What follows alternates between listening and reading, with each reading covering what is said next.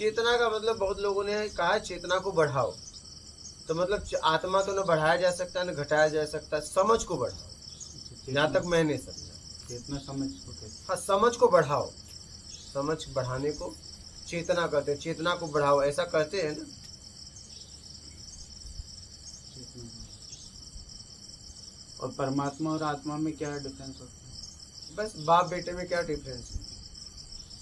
मतलब परमात्मा से ही सारी आत्माएं हैं। तो वही तो मैं कह रहा हूँ, बाप बेटे में क्या है? हाँ, अब बेटा अनेक बच्चों को पैदा कर देगा, अपने बाप को कभी पैदा नहीं कर सकता, कर सकता है? तो पहले तो हम अपने आप में स्व में स्थिर हो, फिर जहाँ से हम आए हैं उससे मिले, पता चला कि वो भी कहीं से निकला हुआ है। आप समझ पा रहे हैं? तो फिर ये द्वैत नहीं हो गए? पहले अपने आप को जाना आत्मा, हाँ, फिर परमात्मा, आत्मा द्वैत क्या है पहले उसको समझो। द्वैत का मतलब जहाँ राग द्वेष हो वही द्वैत है। अपने तरीके से चाहिए तो द्वैत है, जरूरत में जी रहे हो तब भी द्वैत नहीं है। द्वैत कब आता है? जब दो में तीसरा पैदा होता है। अपने तरीके से चाहिए तो द्वैत है, और जरूरत में भी जी रहे हो तो अद्वैत में जी रहे हो। पता है आपको? जरूरत में जी रहे हो तो अद्वैत में हो, आप अपने आप में हो। जरूरत की पूर्ति हुई, स्व में स्थिर हो गए। द्वैत अद्वैत क्या है? अपने तरीके से चाहिए तो द्वैत है, और अपने तरीके से चाहिए से मुक्त हो गए तो अद्वैत है। बस इतनी सी बात है। अद्वैत का मतलब ये नहीं कि एक ही है, नहीं। एक होता तो घर्षण कैसे होता? क्यों नहीं समझ पा रहे हो आप लोग बात? इतनी लड़ाइयां क्यों होती, इतने झगड़े क्यों होते? बोलिए। एक कभी टकराव हो सकता है, दो होगा तो तीसरा पैदा होगा। बोलो। तो भैया अच्छा, दो से भी झगड़ा नहीं है, दो से भी झगड़ा नहीं है। दो से तो जब वो कुछ चाहिए अपने तरीके से, तीसरा आने के बाद झगड़ा हो जाए। दो भी लड़ नहीं सकते क्या? दोनों को एक दूसरे से कुछ नहीं चाहिए, क्या आप लड़ सकते हो? बताइए मुझे। जब चाहिए तभी लड़ाई शुरुआत होती है क्या? तो अद्वैत का मतलब आप ये मत समझिए एक ही, नहीं। अगर एक ही होता तो कौन, अच्छा कौन भटकता बताओ, और कौन किसको भटकाता है? जवाब किसी के पास? बोलिए। अगर एक ही होता तो कौन भटकता, कौन किसको भटकाता बताओ? और कौन किस में फंसता? भ्रम कहाँ से पैदा होता? कहिए। जब एक ही होता, कौन किसको भटकाता, किसको भ्रम होता? भ्रम कहाँ से पैदा होता? बोलिए। वो कहते ना एक से ही सारे हो गए। एक से हो गए, जैसे आप एक हो, आपके बच्चे कितने? दो बच्चे। हाँ, तो बस हुए ना दो।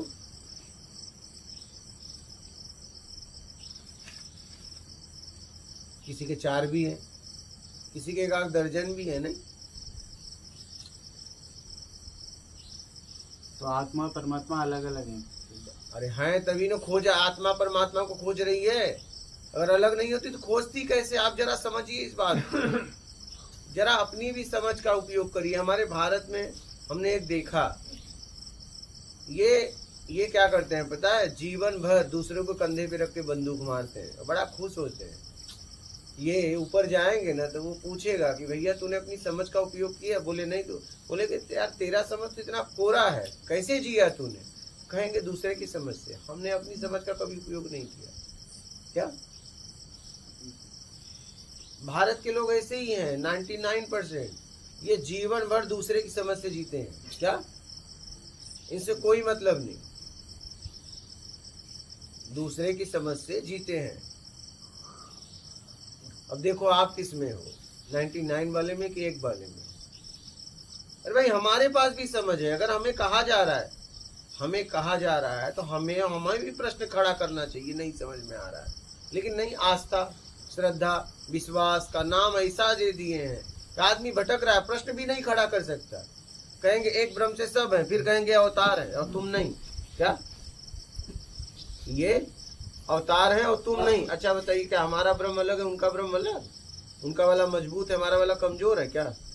बोलो। अरे भाई उन्होंने अपने अवतार को समझा, हमने नहीं समझा, बस इतना ही फर्क है, इतना ही फर्क है। आप बोलो जितने महापुरुष हुए आज पूजनीय है, आप बताइए कि जब वो निकले थे तो कितना उनका अपमान हुआ। यहाँ तक उपलब्धि के बाद भी गालियां, जूते खाए, नहीं खाए क्या? समाज ने जूते नहीं मारे हैं। यहाँ तक कई महापुरुषों को काट दिया गया। बोलिए हुआ है कि नहीं हुआ है? आज पूजनीय मान रहे हैं। तो अपने समझ का उपयोग करो। अब बताइए प्याज लहसुन लोग बोल रहे हैं कि राक्षस के मल से हो रहा है, कोई कह रहा है खून से हो रहा है, तो काजू किशमिश किससे हुआ? वो कौन सा देवता से हुआ? जरा बताओ। हद होती है यार। और आप हाँ में हाँ भी कहते हैं लोग।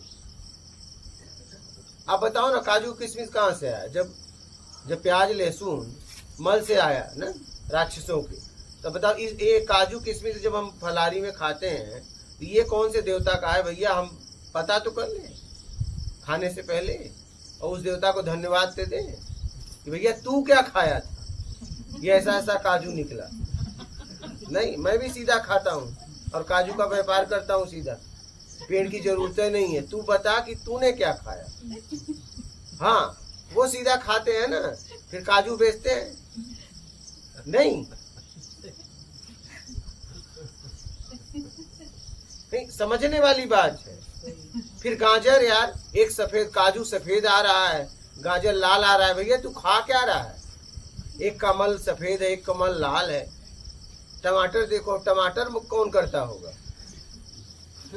हाँ, इतना गुजगुज है वो। हाँ, अब मूली एकदम कड़क तीखी। हाँ, अब मरचा कौन करता होगा? उसकी हालत क्या होती है? हम जरा सा तीखा खाते हैं, हमारी हालत खराब हो जाती है। अब सीधा अगर कोई देवता मरचा करता होगा मल, तो उसकी क्या हालत होती है? बोलो। हाँ, वो तो बाथरूम में छपटियाता होगा और हम लोग मरचा खा रहे हैं। बोलो। हाँ, नहीं, सोचने वाली बात नहीं है। सोचने वाली बात नहीं है कि मरचा कौन करता है। उस देवता का पक्का पता लगाओ, वो कोई साधारण देवता नहीं होगा। हद हो गई यार, हद हो गई।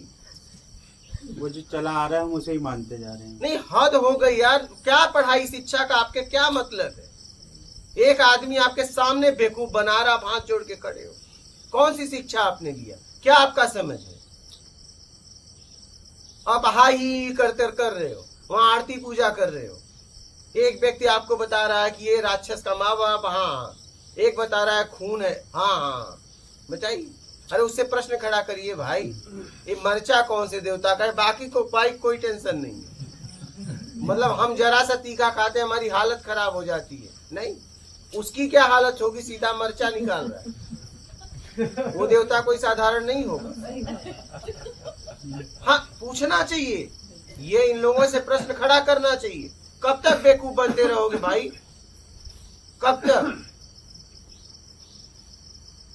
कब तक ऐसे बेवकूफ बनते रहोगे?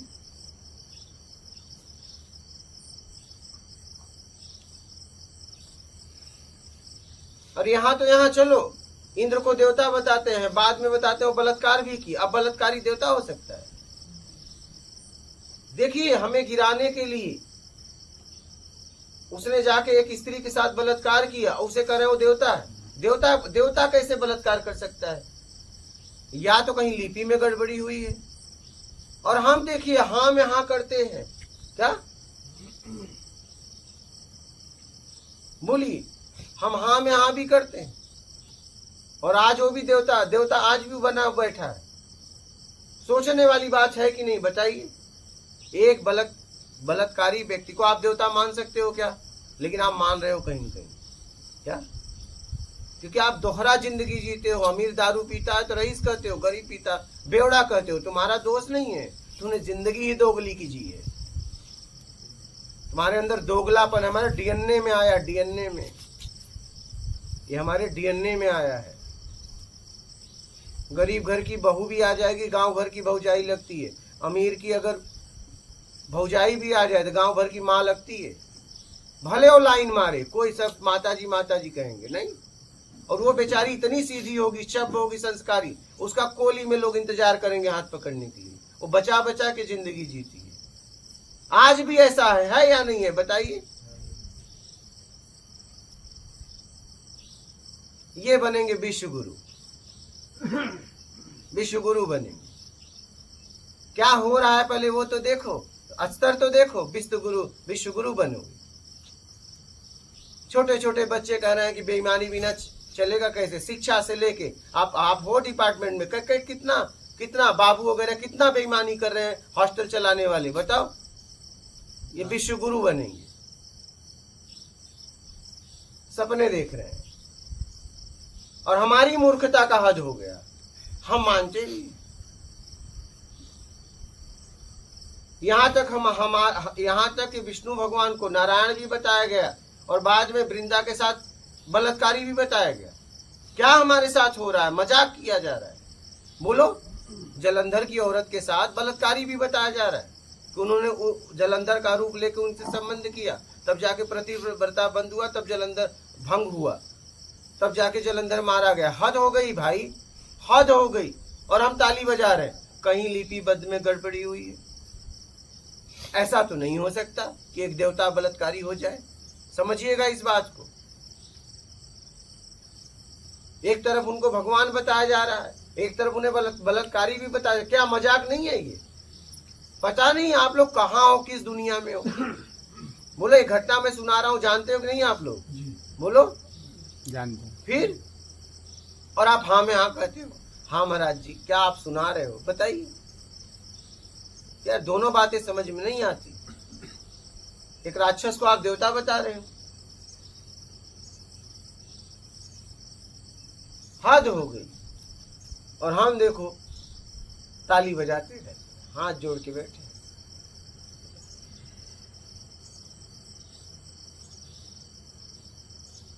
बोलो, कोई संशय हो तो बोले कोई। कब आवाज उठाओगे भाई, कब? जाने के बाद शमशान में? इन सारे आडंबरों को मानना ही नहीं चाहिए जितने भी होते हैं। बात मानने की नहीं, आपको बोलना चाहिए, बोलना चाहिए। बोलने से भ्रम टूटेगा।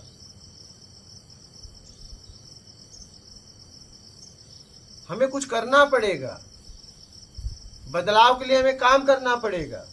ऐसे ही नहीं होगा,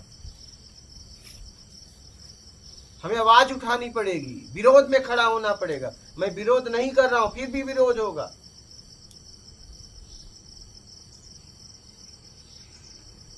अरे हम कितना बेवकूफ बनेंगे भाई, कितना। हजारों साल से बोला जा रहा है मन को रोको, बाद में पता चला, अब मैं प्रत्यक्ष ज्ञान के द्वारा बता रहा हूं, मन शरीर के लिए काम कर रहा है, रोकने की जरूरत ही नहीं है।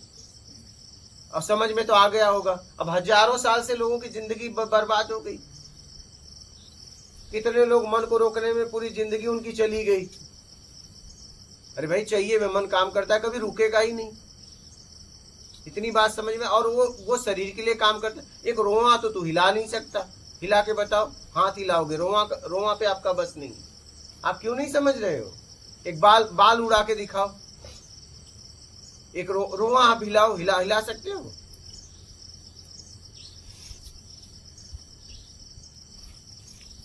जरा समझिए, इस सिस्टम को समझिए। मन शरीर के लिए काम करता है, निर्विचार हो जाए। और निर्विचार कैसे हो गए? महात्मा लोग को भूख लगी, भोजन मांगे तो विचार आया तभी मांगे ना। निर्विचार कभी हुआ जा सकता है क्या? और कितना, क्या हद हो गई। हाँ में हाँ, हाँ में हाँ।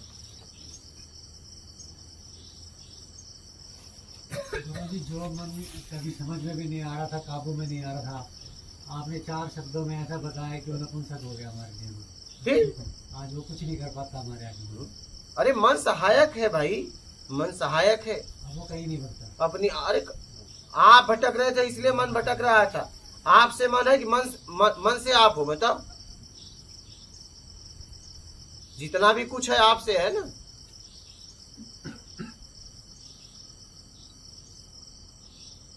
और हम मन के आगे कमजोर पड़ जाते हैं। वही तो बात है, मैं कह रहा हूं चाबी मत मारो, ठीक है? आप गियर एस्केलेटर दबाओ, कुछ होगा क्या? बोलो। और एक बार चाबी मार दिया तो सब कुछ होगा, तेल जलने लगा। तो चाहिए में मन आ जाता है, कुछ नहीं चाहिए तो बात ही खत्म।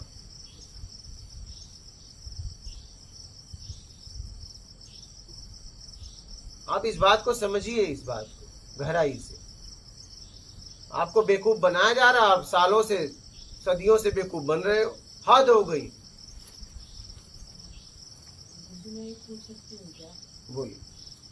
श्रीमद् भगवद गीता में श्री कृष्ण अर्जुन से कहते हैं, ध्यान योग अध्याय में 6वां अध्याय है, तो वो बोलते हैं कि मन बहुत अनियंत्रित है अर्जुन, अगर तू मन को कंट्रोल करना यानी हवा को कंट्रोल करने जैसा बहुत दुष्कर्म है ये कर नहीं सकते, लेकिन अगर प्रयासरत रहेगा तो तेरा मन कंट्रोल में आ जाएगा।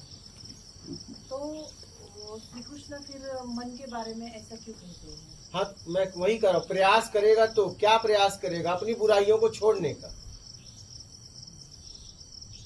अपनी बुराइयों को छोड़ने का।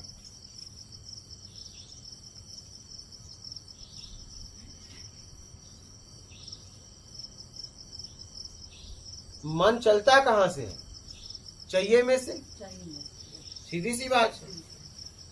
मन आता कैसे है? जैसे आपको चाहिए आ गया। आप कंप्यूटर में कुछ जैसे ही कुछ देखना है, एरो आ गया, और नहीं देखना था तो कुछ देर बाद वो गायब हो जाता है। पता नहीं कहाँ से आता है, कहाँ जाता है, पता नहीं। तो प्रयास किसका करना है? अपनी बुराइयों का त्याग। त्याग ही परम सुख है।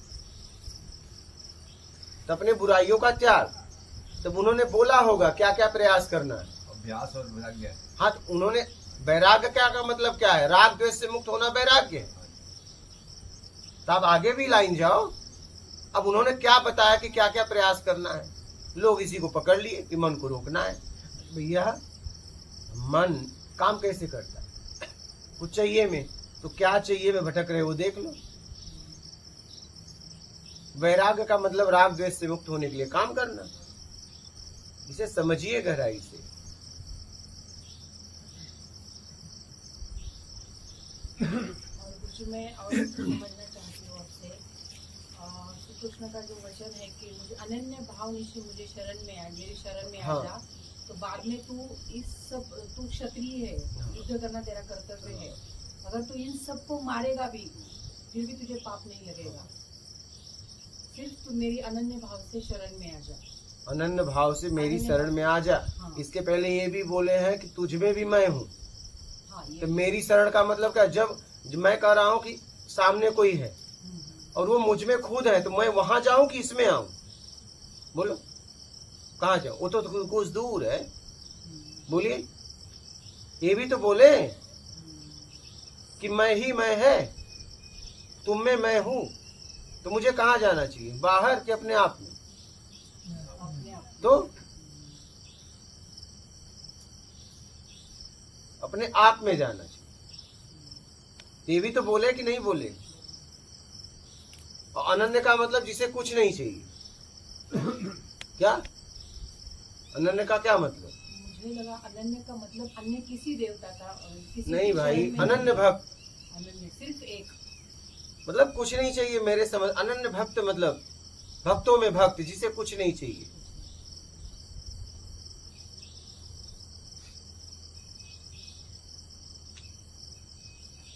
ये भी तो कह रहे हैं मेरी शरण में आ, मतलब ये भी तो कह दिए मैं तुम में हूँ।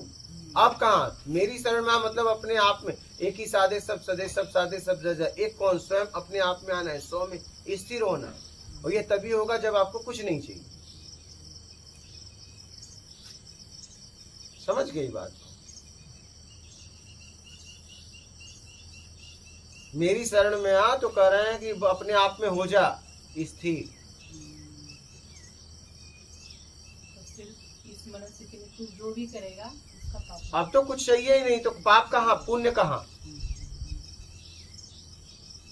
अब तू करता कहाँ रहा? अब तो जरूरत में करेगा। तो निष्काम कर्म करने के लिए।